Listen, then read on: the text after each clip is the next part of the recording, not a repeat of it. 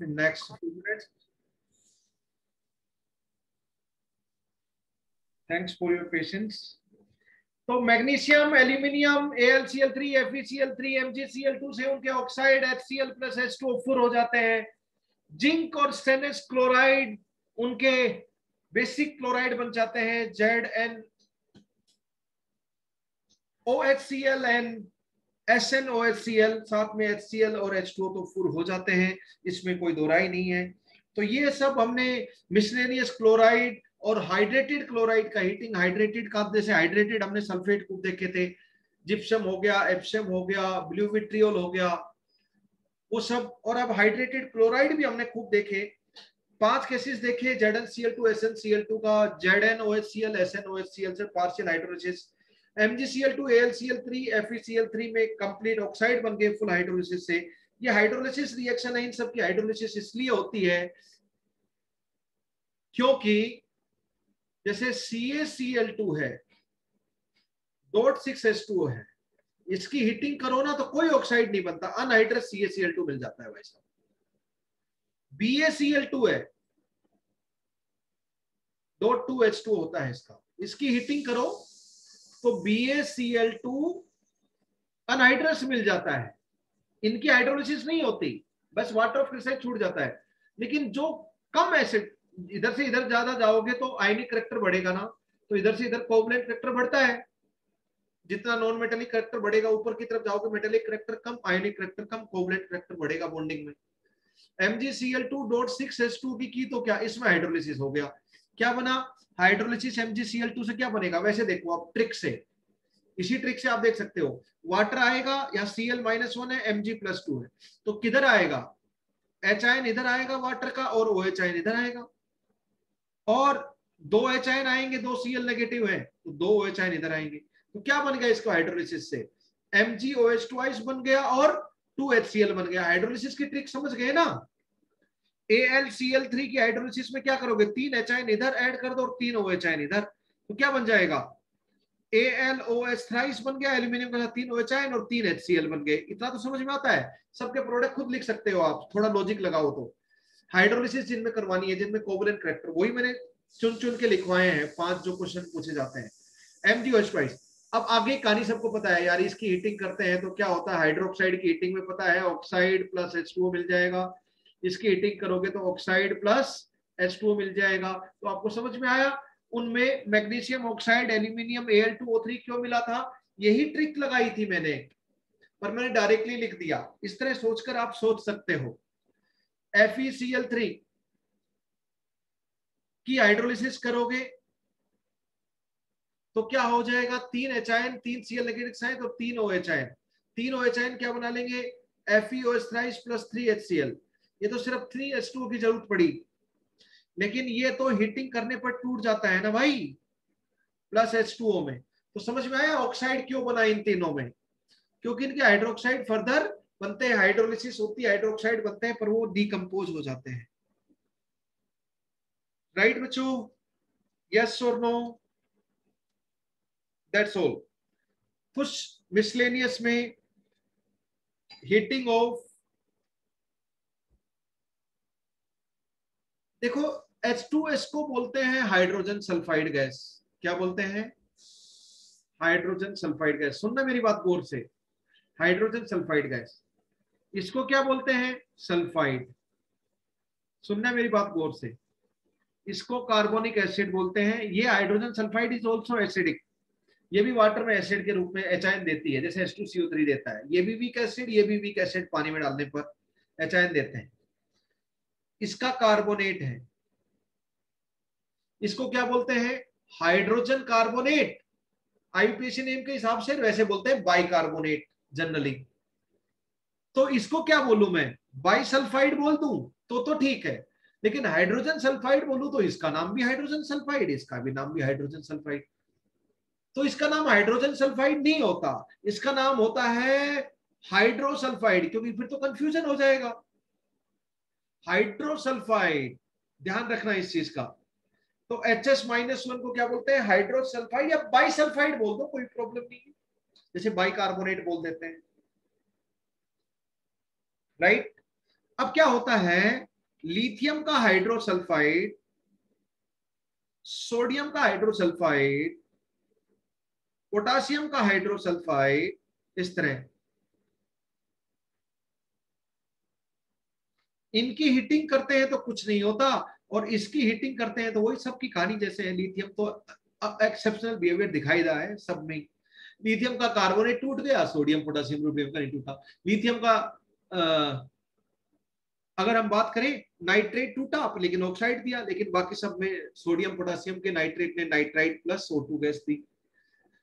Lithium का sulphide sulphate hydroxide टूट गया, ऑक्साइड दिया, लेकिन सोडियम पोटासियम इनके तो सल्फेट सल्फाइड और हाइड्रोक्साइड नहीं टूटे, कार्बोनेट नहीं टूटे, तो ये तो बिल्कुल अलग बिहेवियर दिखा रहा है। यहाँ पर भी वही सल्फाइड दे देगा और हाइड्रोजन सल्फाइड गैस भी निकल जाएगी। तो HS वाले से क्या निकलेगा, H2S गैस निकलेगी। कार्बोनेट और बाइकार्बोनेट की हीटिंग से कौन सी निकल रही थी, सल्फेट CO2 गैस निकल रही थी। हाइड्रोक्साइड से H2 निकल रही थी। यहाँ पे HO या SH लिखो, इसकी बजाय OH था तो क्या निकल रही थी, H2 निकल रही थी। यहाँ पर यार एक ही तो चीज है, और यहाँ पे SH या SS है, हाइड्रोसल्फाइड है तो H2 निकल रही है। ऑक्सीजन सल्फर एक ही तो फैमिली में है, जहां H2 है वहां H2S है, खेल खत्म। कोरिलेट करो तो अपने आप याद हो जाएगा, यस और नो। इस तरह लिथियम का हाइड्रोक्साइड क्या दे रहा था, Li2O दे रहा था, बिल्कुल उसी फैशन में भाई साहब। क्या दे रहा था, वही यहाँ पे रिएक्शन है, Li2O प्लस H2O। यहाँ पे ऑक्सीजन की बजाय सल्फर आ गया, वेरी सिमिलर। इनके नहीं टूट रहे थे हाइड्रोक्साइड, तो इनके हाइड्रोसल्फाइड भी नहीं टूट रहे हैं थर्मल डिकम्पोजिशन पे। Very easy, very easy, very easy, right. Correlate कर लो। तो this is thermal decomposition sulphide. बाकी सब हाइड्रोसल्फाइड का भी इस तरह। आपको बस दो जरूर पूछेंगे, एक लिथियम का और एक पोटासियम का, क्वेश्चंस में, इवन स्टोइकियोमेट्री के क्वेश्चन में ये दोनों का, जैसे मैंने बोला था ना, sodium nitrate and lead nitrate दोनों का मिक्सचर क्वेश्चन में पूछते हैं, देखना आपको मिलेंगे कभी न कभी ऐसे क्वेश्चन। दोनों का हीटिंग इफेक्ट पता है तो कर लोगे क्वेश्चन, नहीं तो नहीं कर पाओगे। इसी तरह lithium hydrosulphide and potassium hydrosulphide का मिक्सचर देंगे, बोलेंगे उसको हीट किया, बताओ एक गैस निकली, इसकी सड़े हुए अंडे जैसी गैस स्मेल होती है, rotten x smell, rotten x smell होती है इसकी, ठीक है, रोटन एक्स स्मेल होती है।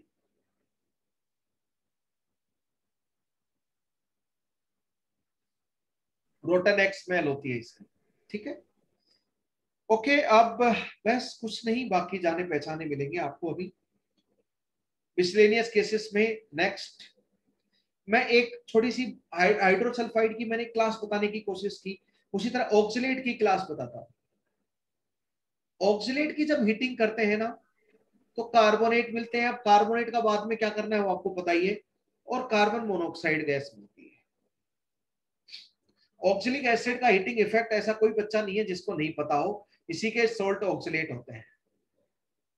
बताओ क्या निकाला था हमने, CO2, और ये तो ऑक्साइड मिल गया था, तो क्या निकला था इसका हीटिंग करने पर, CO प्लस CO2 निकला था ना भाई साहब। इसी को सोचने का दूसरा तरीका, जरा सोचना जिस तरीके से कार्बोनेट पे सोचना है आपको। सर H2O प्लस CO2, एक चीज बताना, ये H2CO3 है ना कार्बोनिक एसिड, यहां से यहां तक CO गैस सर निकाल दो, एक मिनट मुझे कंप्लीट करने दो। कार्बन मोनोऑक्साइड गैस निकाल दो ऑक्सीलेट की जब भी हीटिंग हो, कार्बन मोनोऑक्साइड गैस, और H2CO3 को, जो ये H2CO3 है, इसको H2 प्लस CO2 में, तो CO और CO2 दोनों गैस निकलती हैं। ये न्यूट्रल है, ये भी न्यूट्रल है, ये एसिडिक है, तीनों ऑक्साइड है, न्यूट्रल है। इसको कॉन्क H2SO4 के साथ भी डिहाइड्रेशन में H2 खा जाता है, ये डिहाइड्रेटिंग एजेंट। CO और CO2 दो गैस, ये तो खूब क्वेश्चन में काम आती है। तो ये कार्बोनेट फर्दर डिकम्पोज होकर जनरली CO2 दे देगा और ऑक्साइड दे देगा, वो तो आपको पता ही है जनरल केस के अनुसार, जनरल केस के अनुसार। Yes, question. सर इसमें C2O4 3 नेगेटिव होगा या 2 नेगेटिव? 2 नेगेटिव होगा, sorry I made mistake. Oxalate C2O4 -2 होता है। तो ऑक्सीलेट से कार्बोनेट प्लस ये बना लो, कार्बोनेट स्टेबल नहीं होते हैं, आप लोग जानते हो, तो वो फर्दर टूट जाएंगे। CO2 प्लस ऑक्साइड में, ऑक्साइड भी वो आप जानते हो कार्बोनेट की कहानी। ऑक्सैलिक एसिड से आप इस तरह, यहाँ कार्बोनिक एसिड बन गया ऑक्सैलिक एसिड में, वहां पर कार्बोनेट बन जाएगा, वो क्या। ये जनरल है। अब मैं एग्जांपल लिख रहा हूं, 2-3 ऑक्सलेट हैं जो आपको हीटिंग इफेक्ट में काम आएंगे इनऑर्गेनिक पढ़ते टाइम, सभी एक साथ लिख देता हूं ताकि जाना पहचाना रहे। मुझे बताओ, कैल्शियम ऑक्सलेट खूब दिखाई देता है। कैल्शियम ऑक्सलेट आपका एक्चुअली ना पीपीटी भी है, आयनिक इक्विलिब्रियम में भी इनसॉल्युबल सोल्ट की तरह क्वेश्चन में आईआईटी में पूछा है। Fe फेरस ऑक्सलेट आपको दिखाई देगा कभी कभी क्वेश्चन में, और स्टेनलेस ऑक्सलेट भी दिखाई देगा।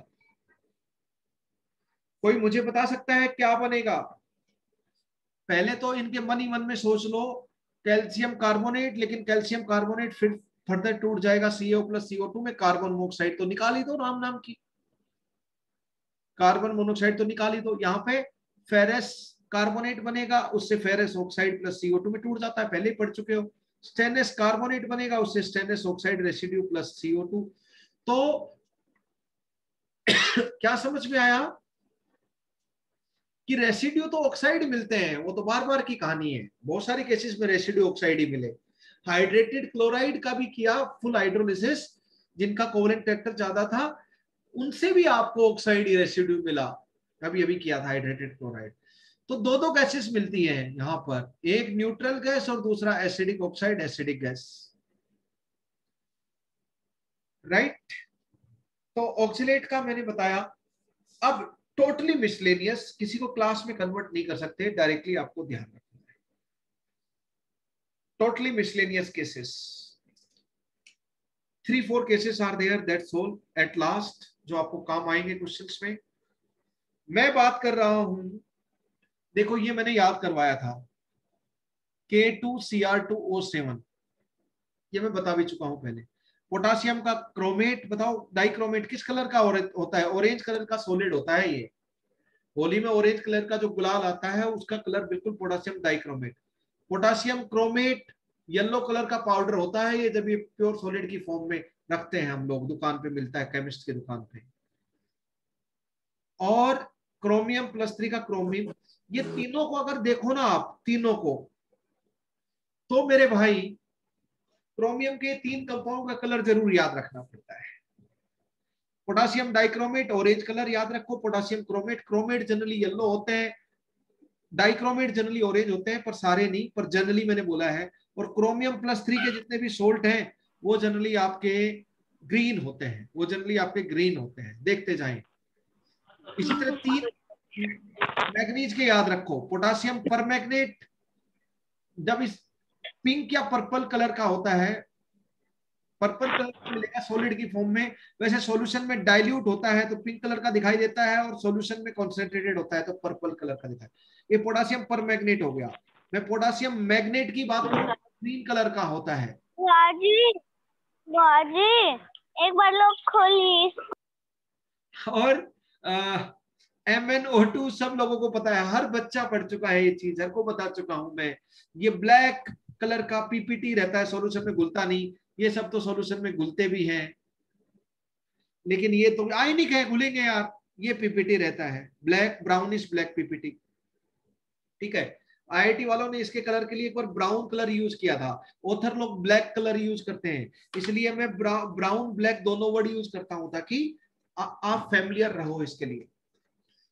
अब देखो इनका हीटिंग इफेक्ट, इसको अगर हीट करते हैं तो ये मिलता है, ये मिलता है, प्लस ऑक्सीजन गैस मिलती है। इसको हीट करते हैं तो ये मिलता है, ये मिलता है, प्लस ऑक्सीजन गैस मिलती है। हो गया हीटिंग इफेक्ट याद? हो गया याद? पोटासियम डाइक्रोमेट को हीट करते हैं तो पोटासियम क्रोमेट मिलता है, येलो सॉलिड, Cr2O3 ये ग्रीन सॉलिड है, प्लस O2 गैस मिलती है। पोटासियम परमैग्नेट को अगर आप हीट करते हो तो पोटासियम मैग्नेट मिलता है,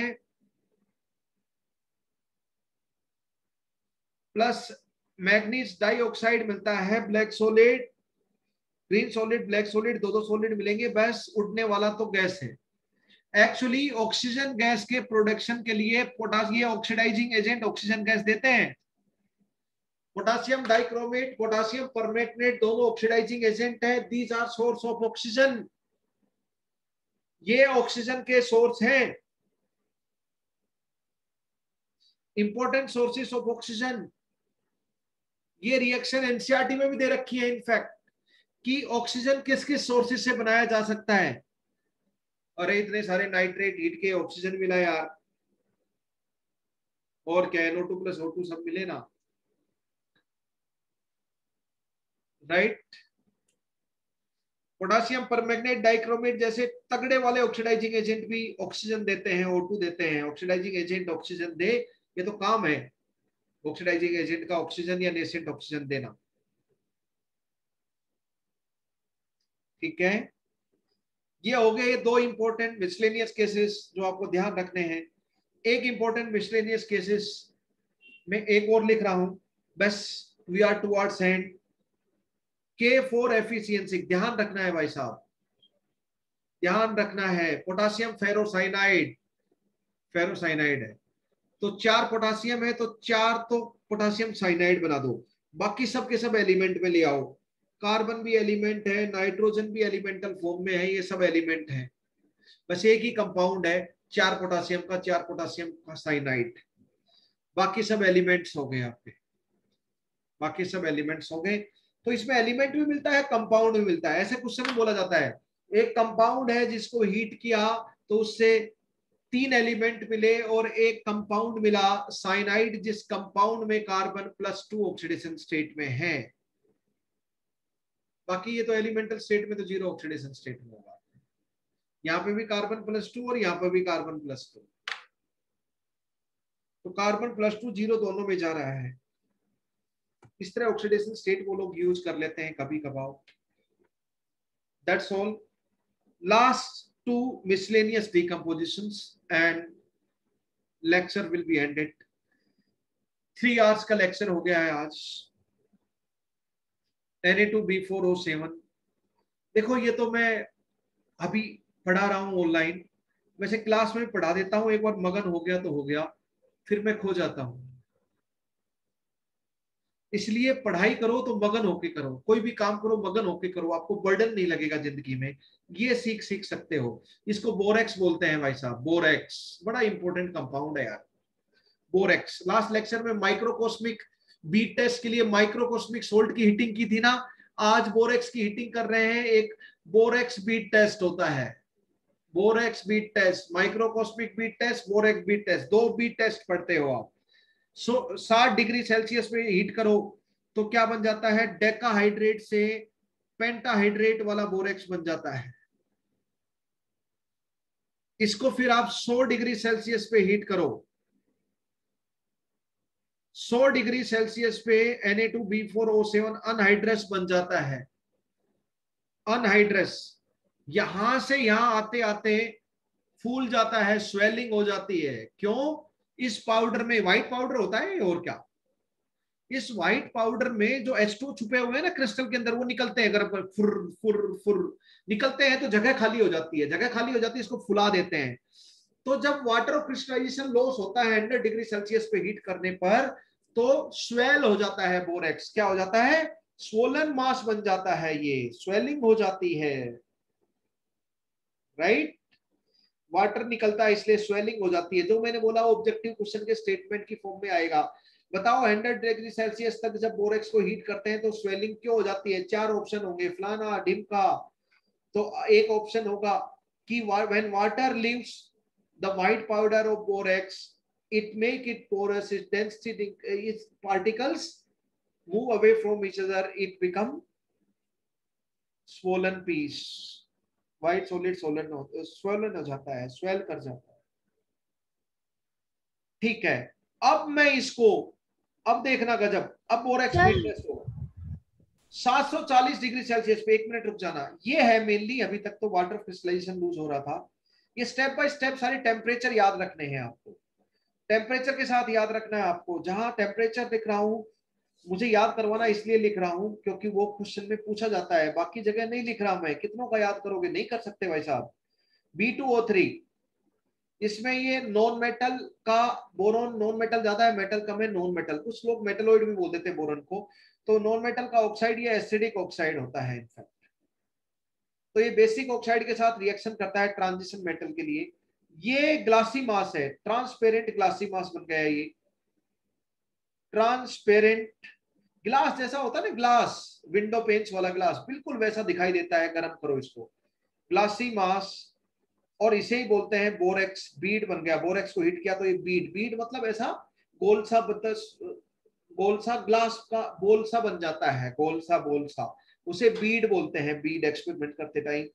तो this is borax bead test. इसमें एसिडिक ऑक्साइड है। बोरेक्स बीड टेस्ट होता किसका होता है? ट्रांजिशन मेटल के लिए होता है ओनली, एस ब्लॉक के मेटल के लिए नहीं होता, पी ब्लॉक के मेटल के लिए नहीं होता। एक नोट जरूर लिख लो, ये भी ऑब्जेक्टिव में क्वेश्चन आ जाता है। 4 मेटल दे देंगे, बताओ बोरेक्स बीड टेस्ट किसके लिए होता है? ये एसिडिक ऑक्साइड है, ट्रांजिशन मेटल के बेसिक ऑक्साइड, मेटल है तो बेसिक ऑक्साइड होंगे उनके ज्यादातर, इनके साथ एसिड बेस रिएक्शन होगी और इनका सोल्ट बनेगा, बोरेट सोल्ट बनता है, मेटाबोरेट सोल्ट। ठीक है, बोरिक एसिड का सोल्ट मेटाबोरेट, बोरेट, ये सब सोल्ट होते हैं। तो ट्रांजिशन मेटल के कंपाउंड ही बोरेक्स बीड टेस्ट देते हैं, ट्रांजिशन मेटल के कंपाउंड ही, ट्रांजिशन मेटल ही बोरेक्स बीड टेस्ट देते हैं, नोट कर लेना। ये हीटिंग इफेक्ट टेम्परेचर के साथ आप लोग ध्यान रखें। And the last one, and the last one, please note it down, this is important one. ये मिसलेनियस वाले सब काम आते हैं, खूब काम आते हैं। Last is heating of boric acid. Boric acid भी व्हाइट पाउडर होता है, बोरेक्स की तरह व्हाइट पाउडर होता है। Boric acid is also white powder. Boric acid को रेड हॉट कंडीशन पे ले जाएं, यानी कि तगड़ा गर्म कर दें, तो वही एसिडिक ऑक्साइड बन जाता है। बोरोन इधर भी +3, इधर भी +3, तो इसकी हाइड्रोलिसिस करोगे तो ये बन जाएगा वापस, वही फंडा है और क्या, और H2O निकल जाता है और क्या। ये तो रेड हॉट कंडीशन की मैं बात कर रहा हूं, पर हम इसको, इसका ये भी पता होना चाहिए 100 डिग्री सेल्सियस पे क्या बनेगा, फिर 160 डिग्री सेल्सियस तक गर्म करेंगे तो क्या बनेगा,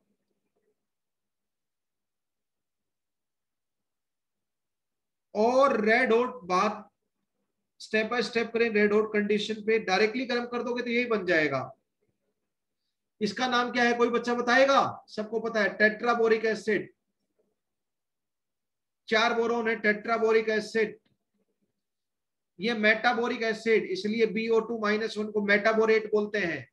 ये बोरिक एसिड है, बोरिक एसिड या ऑर्थोबोरिक एसिड।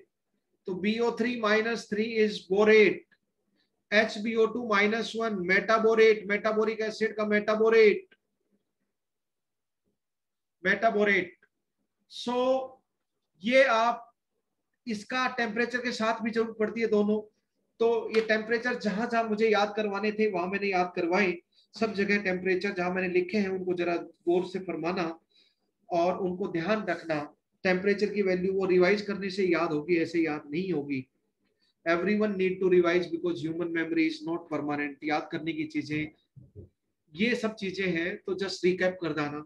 तो थर्मल डीकंपोजिशन जितना इनऑर्गेनिक केमिस्ट्री में काम आता है, ऑलमोस्ट 100% थर्मल डीकंपोजिशन में कवर कर चुका हूं, और जो इंपॉर्टेंट था वो 100% कर चुका हूं। Thermal decomposition of inorganic compounds, organic compound में भी कुछ हम हीटिंग थर्मल डीकंपोजिशन की बात करते हैं। जैसे एसीटेट का तो हम ऑर्गेनिक में और इधर दोनों इनऑर्गेनिक में दोनों जगह यूज होता है, तो हम यूज कर चुके हैं दोस्तों। तो this is all about this thermal decomposition. जब हीट करते हैं किसी कंपाउंड को बिना कोई दूसरा रिएजेंट के साथ रिएक्शन के, सिर्फ गर्म करो उसको, उठाओ और गर्म करो, तो क्या होगा, इस तरह की chemical reaction by providing heat energy are known as thermal decomposition or thermolysis. So guys and girls, thermolysis, all important thermolysis of inorganic chemistry is complete in one go. What a beautiful way we have covered it. इतना सुंदर तरीका आपको पूरे हिंदुस्तान में कहीं नहीं मिलेगा, मैं दावे के साथ बोल सकता हूँ। एक साथ ये सारी चीजें रखना, और एक सीक्वेंस में, एक लय ताल में लिखना, सारे कार्बोनेट को केसेस में डिवाइड करना, सारे नाइट्रेट में। किसी ऑथर ने आज तक ऐसा क्लासिफाई नहीं किया है, ऐसा क्लासिफिकेशन सिर्फ हम और आप कर रहे हैं। This is the achievement and really a big way to understand the inorganic chemistry. Otherwise छितर बितर तरीके से सारे ऑथर लोग, सब लोग याद करवाते हैं और उससे याद नहीं होता है। ओके दोस्तों, thanks for your patience, keep smiling, keep laughing. जय हिंद, जय भारत। जय भारत। Thank you sir.